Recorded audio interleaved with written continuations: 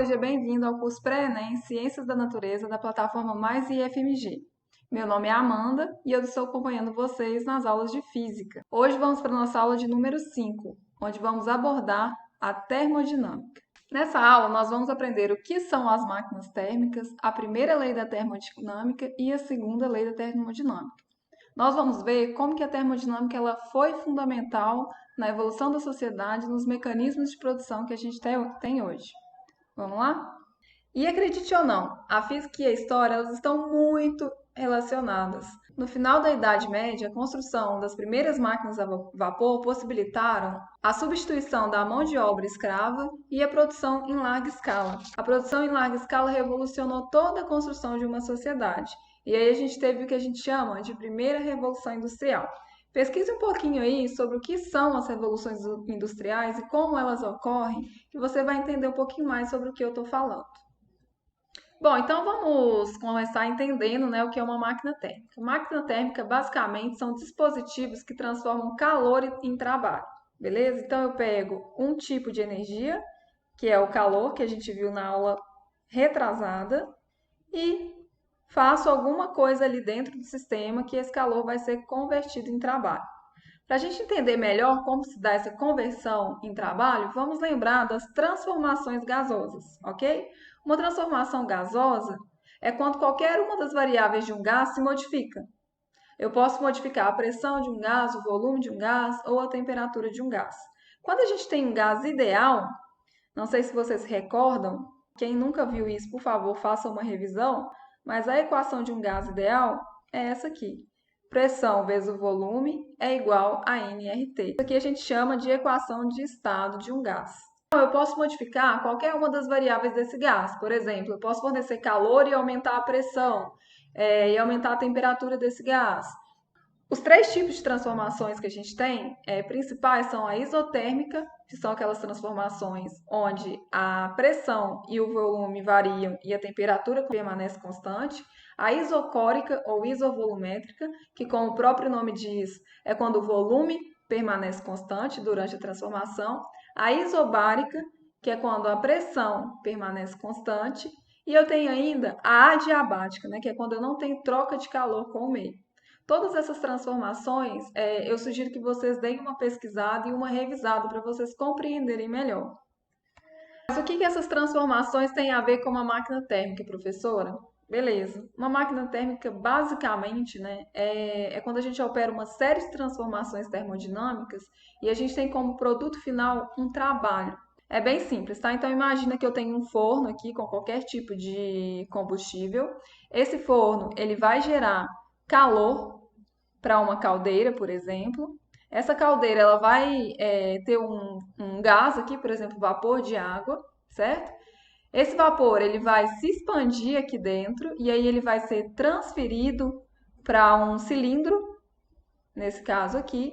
Essa transferência aqui, quando esse vapor chega, ele vai realizar, né, uma força no pistão. Essa força ela vai gerar um deslocamento e esse deslocamento, né, ele vai fazer essa parte aqui da minha máquina, né, se deslocar. Né? A gente vai abrir uma válvula de saída, esse vapor ele vai sair, passar por um sistema de refrigeração, vai se condensar de novo e novamente, né, ele vai voltar aqui para a caldeira. Então, na hora que esse vapor sai, vocês concordam que esse pistão ele é comprimido novamente? Então, eu tenho um movimento, né, de expansão e de compressão. Nisso, eu tenho um ciclo de transformações e o gás ele volta lá para o seu estado. E se esse sistema ele funcionar, né, constantemente, eu vou ter vários ciclos e cada ciclo, né, cada movimento de vai e volta dessa haste aqui vai ser transmitido por uma roda, por exemplo, né, e vai gerar o que a gente chama de, pela primeira lei da termodinâmica, nada impossibilitaria, né, que isso ocorresse, tendo em vista que em um ciclo a variação de energia é zero, certo? Porque o gás ele volta ao seu estado inicial. Então, a quantidade de calor recebida poderia muito bem, né, ser igual ao trabalho. Mas na prática, o que a gente vê é um pouco diferente. Eu trouxe aqui uma tabela, né, que mostra os rendimentos de algumas máquinas térmicas. Então, por exemplo, uma máquina a vapor simples, que são as locomotivas, elas têm um rendimento de 6 a 8%, ou seja, de todo o material que é queimado nas caldeiras, apenas 8% é transformado em trabalho útil. Nas usinas a vapor, né, as termoelétricas, a gente tem um rendimento máximo aí de 30%. Nos motores a gasolina, a gente tem um rendimento próximo a 28%. Então, se você coloca R$ 100 de gasolina no seu carro, apenas R$ 28 vão ser de fato transformados em movimento. Tem também os motores a diesel, né, que geralmente são utilizados em caminhões. Ele tem um rendimento máximo aí de 38%. Bom, será que foi por falta de tentativa que a gente não conseguiu criar um motor aí que conseguisse converter 100% do calor em trabalho? Na verdade, não, tá? Muitos engenheiros e físicos estudiosos tentaram propor vários tipos de ciclo de transformações a fim de obter um máximo rendimento. O ciclo que obteve, né, o maior rendimento é um ciclo ideal, que chama ciclo de Carnot, proposto por Carnot, feito de 2 adiabáticas e 2 térmicas, e mesmo assim, né, esse ciclo ele vai ter um rendimento máximo aí, que depende da diferença de temperatura entre a fonte quente e a fonte fria. Mas a primeira lei da termodinâmica, ela não exclui a possibilidade, certo? Então, a segunda lei da termodinâmica, ela vem, né, para estabelecer uma proibição aí da existência de um ciclo ideal. Essa segunda lei, ela pode ser enunciada de várias formas, tá? Eu trouxe aqui 3 delas. Então, a primeira fala que é impossível realizar um processo cujo único resultado seja remover calor de uma fonte fria e transformá-lo em uma quantidade equivalente de calor. Então eu vou ter sempre perdas, né, de calor para o ambiente, seja esquentando o motor, seja por barulho, etc.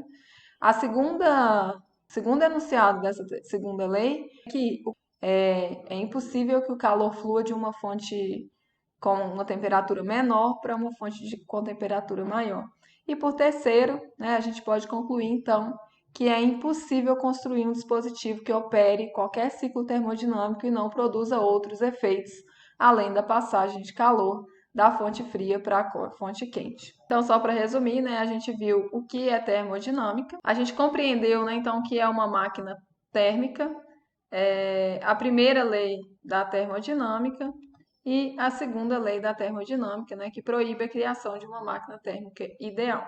Bom, pessoal, eu vou ficando por aqui. Espero que vocês tenham gostado das aulas, gostado dos conteúdos, que vocês aproveitem esse material. Se qualquer dúvida, eu estou à disposição. Um